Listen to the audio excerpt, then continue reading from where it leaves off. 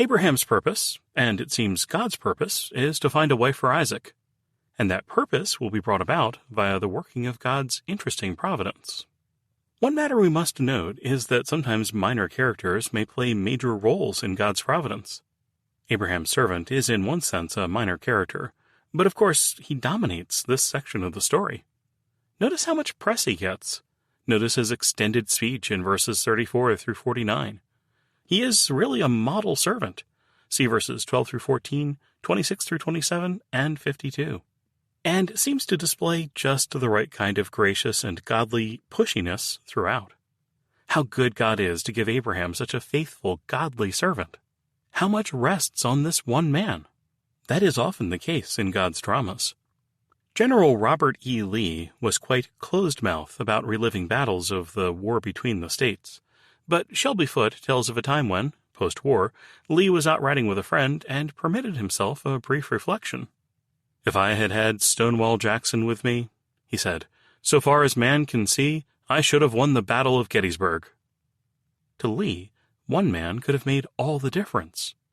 Yet Abraham's servant is no Stonewall, in that he does not even have a name. Some may assume he is the same as Eliezer of chapter 15, but that is not necessarily the case. We do not know. Don't you often find this to be the case, that God uses ordinary, no-name sort of people to work good for you? The God of the Bible is not dependent on all-stars. But more than this, we must notice the simply interesting development of God's providence. The servant's recipe seems to be to mix circumstances, verse 11, with prayer, verses 12 through 14, and see what happens. And it is intriguing to note that Yahweh never speaks in the story, though he is often mentioned by others.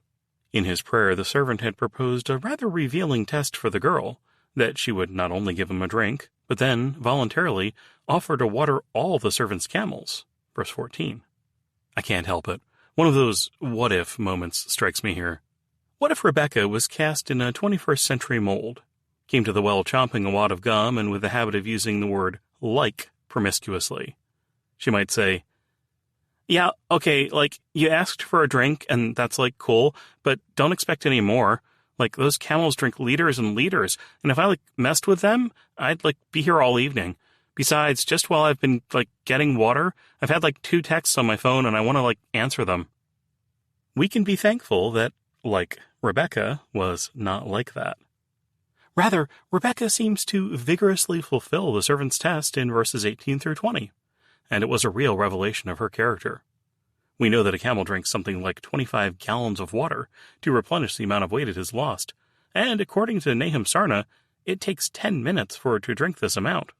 A normal water jar at the time might have a capacity of 3 gallons, so a 3-gallon jar and 10 camels, see verse 10, at 25 gallons apiece, and that girl is flitting back and forth from well to trough some 80 to 100 times. This woman is not allergic to work.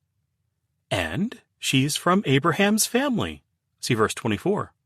When Laban and Bethuel hear the servant's account of his prayer and Rebekah's precise fulfillment of it, they can only acknowledge that this is Yahweh's doing.